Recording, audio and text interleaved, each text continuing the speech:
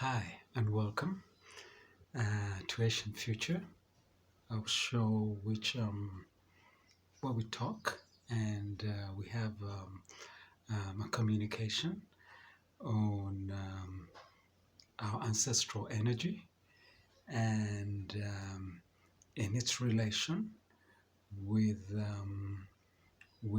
present um, um,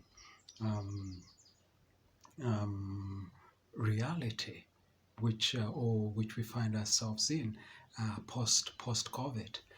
And first and foremost, I'd like to give thanks and praise to the Creator, um, and known to all and revealed to all. Every aspect of the universe is part of the creation, and also, I'd like to give thanks and praise to you immortals, many of you immortals who've subscribed, and also those who've hit the notification button. And yeah, we're now, this is Back to Life, part 3. And mainly today we are touching on to the topic or the subject, which is there are many gods, but there's only one creator. And before anyone jumps into defense of anything and anything, if we might take it from the scripture point of view, if you look at it from the Judeo-Christian tradition, or especially, Judeo-Christian tradition, you see they talk about sons of God, and daughters of men. So, and maybe daughters of men, but sons of God. They talk about let us create, let us create. Or even in the Abrahamic faiths, we created man. We created man. That's from the Ishmael tradition, that we created man. And when we talk about looking at it from the point of view of us as people of African descent, there's a lot of stigma that has been attached in terms of that they are polytheists, that you worship so many gods. And simply because when we stand up, we just say, okay, yes, within our culture, there's a god of this, there's a god of that, there's a god of this, there's a god of that. But what I want everyone to be recalibrated to the point is this, is that all of us were never created by gods. It is us who create gods. Let me repeat it. It is us who create gods, but there's one creator. There's only one creator. The creation is one. The universe is one. Creation is one. But we always created gods. And what do I mean by that? For instance, right now the permeating Judeo-Christian Eurocentric, the one which is the governing spirituality, which is governing the world, which is Greco-Roman, okay, the Eurocentric religion. It talks about the supreme God. There's only one God, especially in the Abrahamic faiths, only one God. And that is why the world is in the state it's in. Because that particular God we're all attributing everything to is a God of destruction. That particular God is a God that is descendant or is the same as Zeus. That's how we have Hail Zeus. Then you have Jesus, Jesus. Story for another day. But we all know, like sons of God, Ezra in the Torah was a son of God. He was referred to like that. Check the scriptures. When you look at Yeshua ben Yosef or Yeshua ben Mariam, depending on the Aramaic tradition you're from, you realize, okay, that Yeshua is reversed to as a God. Even in the Greco-Roman tradition, in the in the Judeo-Christian faith, they say God the Father, God the Son, God the Holy Spirit. That's already polytheist. So when we come to our tradition and our ancestral worship, when we talked about gods, we knew that there was a God of love.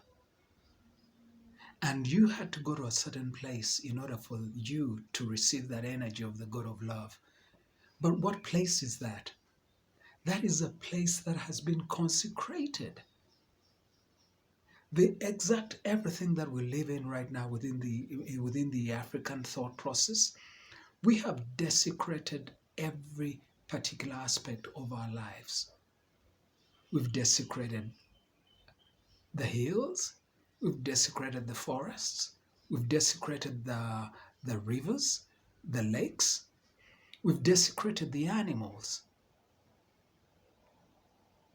You know, one of the things which personally growing up, I remember a lot of stories which were passed down to me, and these stories were very vivid about, like, for instance, our ancestors, the ancestral spirit, ancestors will go into that ancestral spirit and talk with the ancestral spirit of a particular animal species. For example, if there was an issue on the river, like for instance, as we have River Happy, which of course, you know, the Greco-Roman tradition calls it now, but let's take it that. Now, when you look at River Happy, there are many animals that are present in there. For instance, there is what we call the hippopotamus or the crocodile. And for instance, when you're having an infestation of crocodiles, one would go into the spirit world and talk to the spirit ancestors of the crocodile, and they would make sure that the crocodiles and the humans demarcated particular areas where everyone is to congregate. So if a crocodile comes into an area where the spirit world of the crocodiles has informed them that that's a human area, then it's liable to the laws of the humans who are there.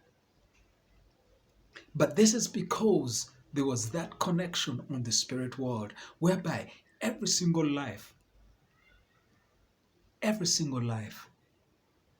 was consecrated. So we consecrated areas, and that's where you ended up having all these so-called people who came into Africa and said Africans were worshipping hills.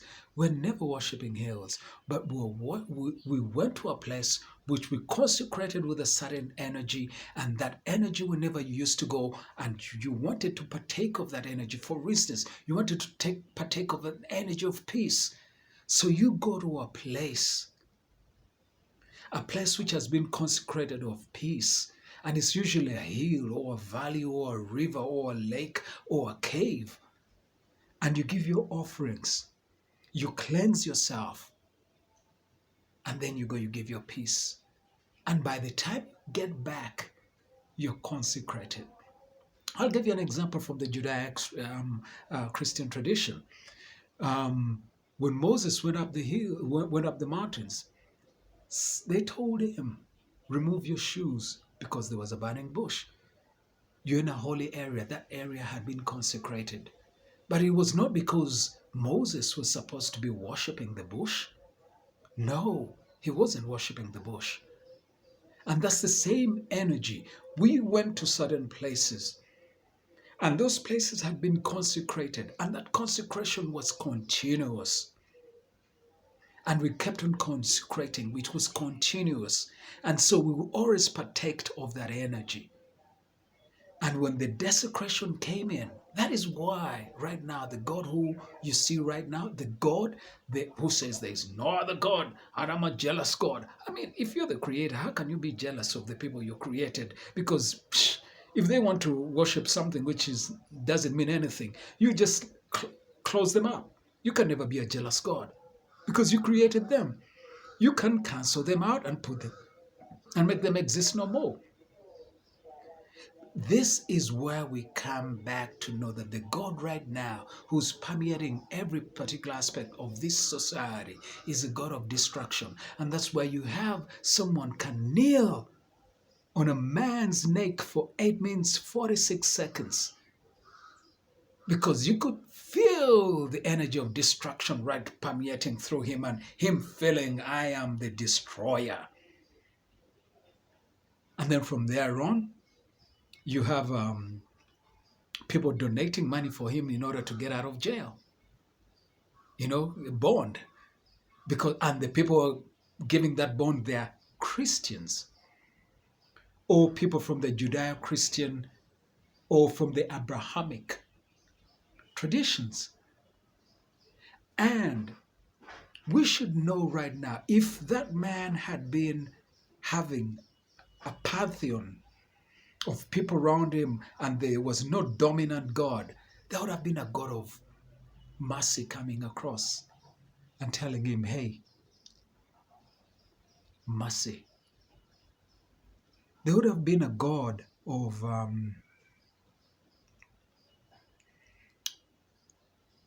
love. There would have been a God of humility. Because usually, if you'll excuse me, usually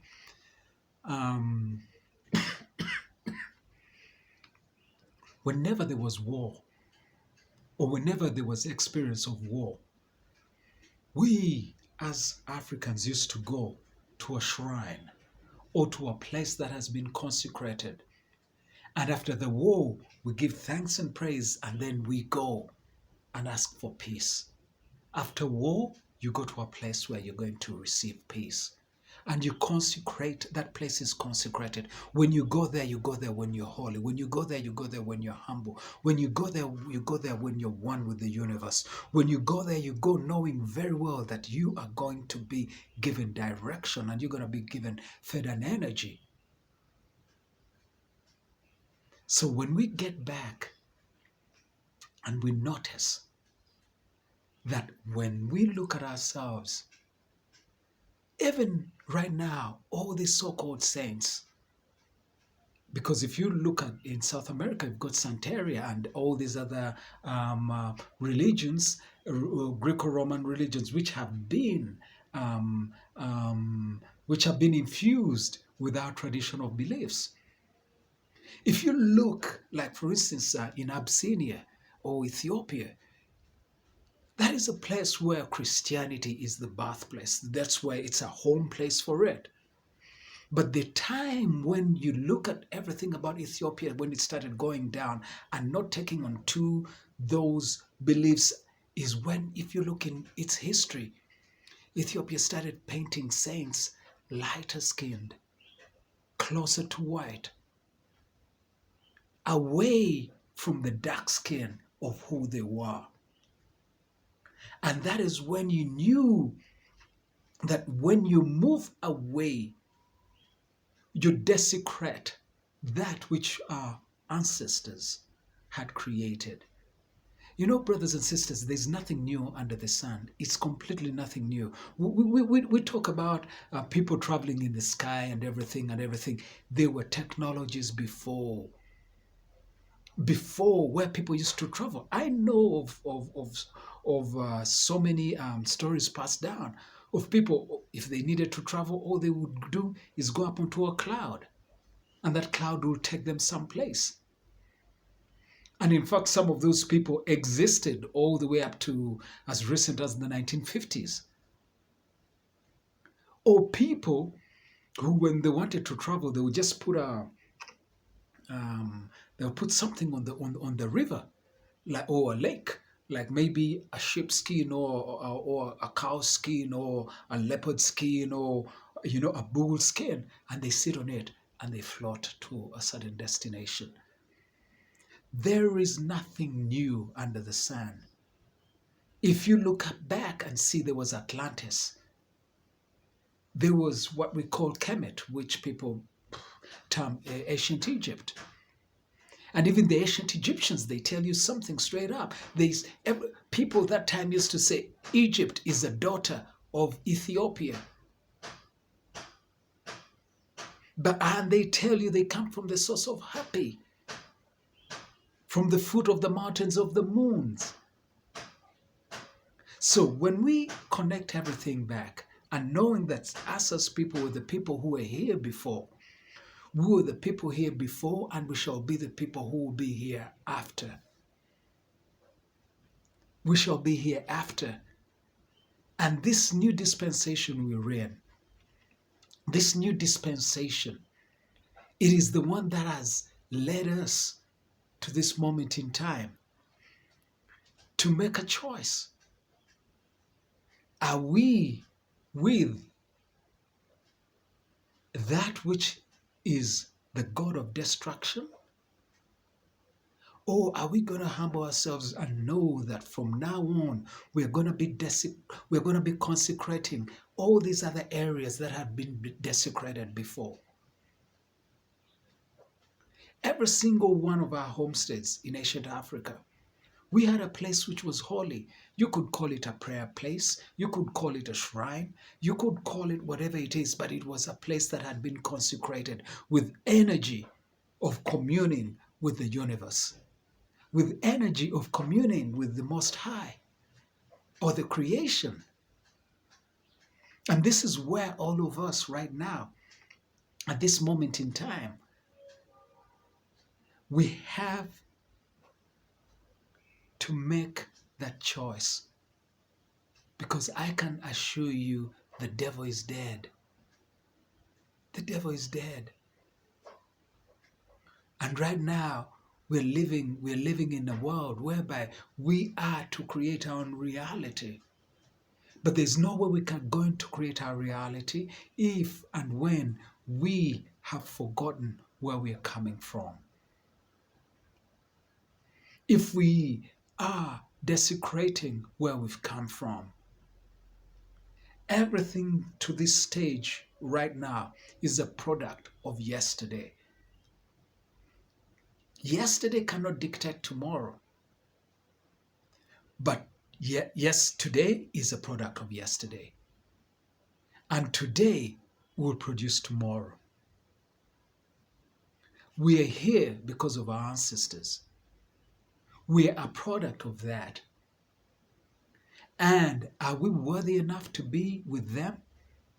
Are we worthy enough to know that, yes, we gotta be able to have a fresh look and be able to give a fresh reality to our own interpretation of what our belief systems are?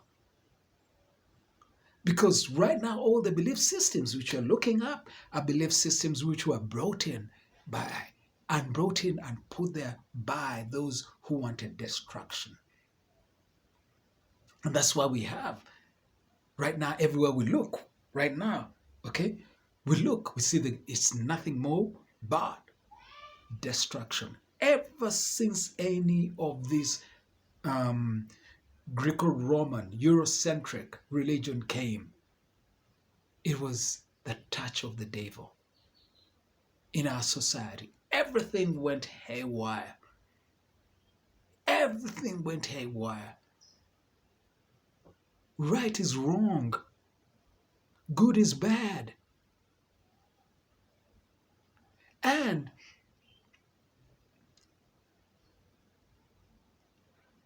arrogance is permeating everywhere. Yet humility is one of the most beautiful energy essence one can find oneself in. Humility is one thing that carries you everywhere, because you know what? You don't have to look over your shoulder. Humility is a way where we put the ego aside. And as long as we are bowing down to the God of destruction, the God who is only one God of one God, there can never be one God. We're all gods. We're all goddesses. We're all gods and goddesses on this earth. But it's having that energy where we are aligned. And we're in harmony, we're in unison with the vibrating energy of the universe. And when we are not with it, then we lose it. We are not gods. We are not goddesses. But we are gods. So yes, right now we should be able to know there are many gods. There are many gods. Many gods, but one creator. The creation is one. And you might say, you might call them saints, you might call them angels, you might call them whatever you want to, whatever terms that you fancy. It's still talking about that same spiritual energy. There are many gods, but there's only one creation. Thank you very much. Peace and love.